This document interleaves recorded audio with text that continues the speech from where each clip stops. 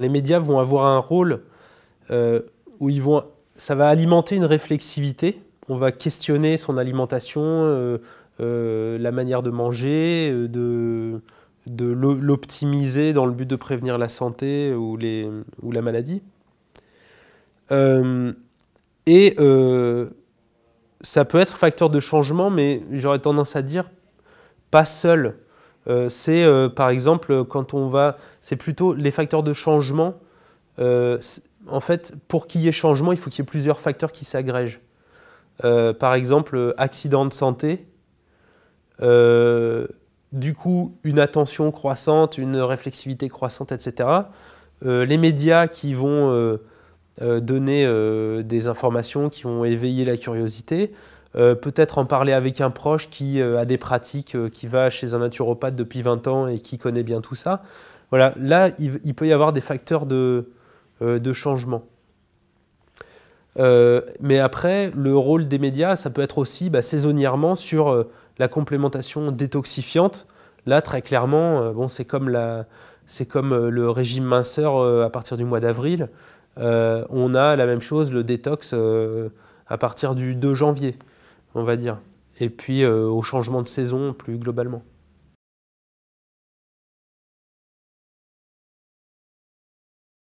Je dirais aussi que le rôle des médias, plus largement, ça s'inscrit dans une critique de la manière dont on mange, et notamment de l'alimentation transformée industrielle, avec l'idée souvent, qui revient beaucoup dans les critiques, que cette alimentation est appauvrie, qu'elle n'apporte pas tout ce qu'il faut pour l'organisme.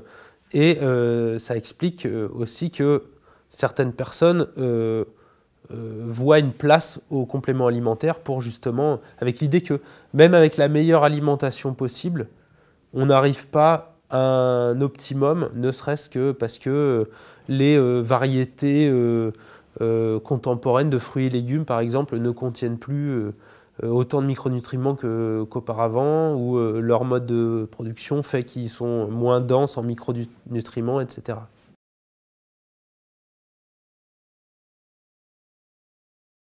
Bon, déjà, Internet, c'est un média parmi d'autres, mais c'est vrai qu'il a une particularité, c'est qu'il donne accès à peu près tout ce qu'on veut très facilement.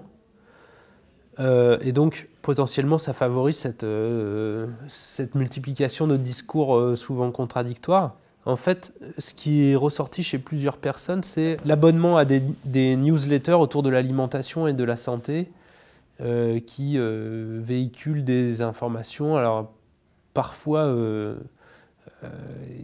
souvent, il y a l'expression d'une distance critique par rapport à ces newsletters. Mais globalement, les gens assez peu réflexifs sur l'alimentation et qui sont pas dans la revendication d'une autonomie dans la gestion de sa santé, qui délèguent aux médecins, voilà, c'est leur boulot, et ils vont pas du tout chercher des informations santé en général ou alimentation sur Internet, parce qu'ils disent justement qu'on trouve à boire et à manger, et que du coup, si on va sur Internet, au bout de 2 minutes, ça y est, on a un cancer ici, on a une infection là, etc. Et d'autres, au contraire, qui s'en servent, mais avec une distance critique, et qui revendiquent de se méfier, de regarder les sources. Alors, ça peut aller avec un niveau d'instruction, des gens qui sont plus ou moins critiques, mais pas forcément.